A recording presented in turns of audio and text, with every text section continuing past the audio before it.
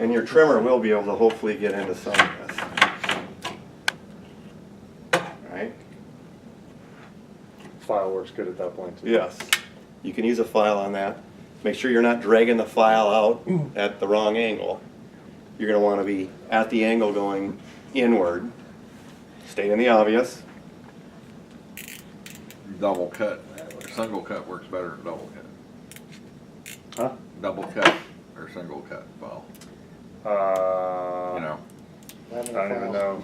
The other thing I do to Whichever one he has that he's using, it works just fine. the other thing that I'm doing here, the other technique I'll fold over a corner knowing that I'm double cutting and getting rid of that.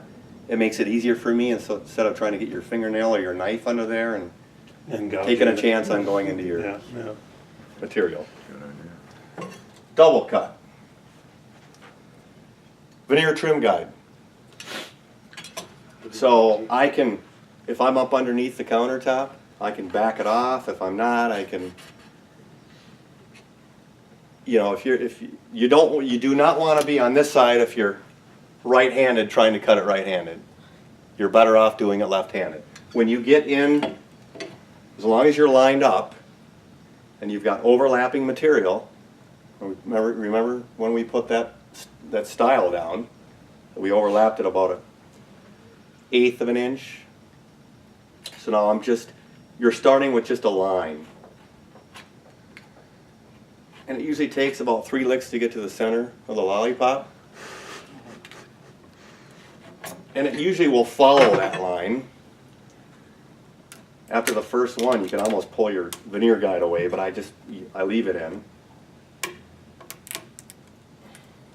This is why we didn't put a lot of pressure to begin with on it. I'm lifting that piece out, and I'm putting that down. And then obviously when you get done with the cabinet, you're going back through it. And I suggest on your paddle, whatever you want to call it, your applicator, that you sand down an edge a little bit so it's not so sharp, so that you're not digging into a foil or leaving an imprint if you're Would too you hard say on it. that or a J-roller's better? If you get a good J-roller, I like a J-roller. The J-rollers that are not the little chintzy ones. The one that's about $40. It's a nice size J-roller. It's probably got about a 3-4 inch roller on it. Lowe's sells one with the handle, the T-handle on it. Who's that? Lowe's, it's Cobalt. Okay.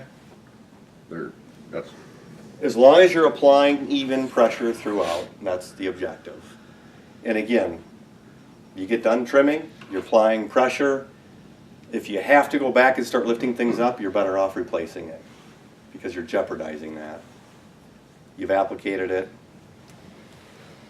Before I do that, I have a few attempts, pending that I'm not getting greasy fingers or anything on the back of that adhesive.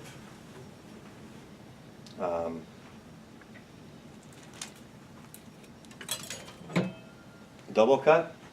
Sure. All right. So we're going to go right here. Hold your hand here, and you're just following this. All you're doing is putting a group. You don't have to go a little pressure, but you don't need to go crazy. This can get confusing. It's flange to the outside. So you want to stand over to this side a little bit and hold your hand up. Get your hand up in there, and you're just going to go. So you're just going on the inside. Thumb just drops off. There you go. Go a little harder this time. Go all the way to the top. Yeah, right there. What does it take you more time to finger? Yeah. You should be through. Okay, you're good. You know, deep, very deep, a couple times. Well, you can see I didn't bend that corner.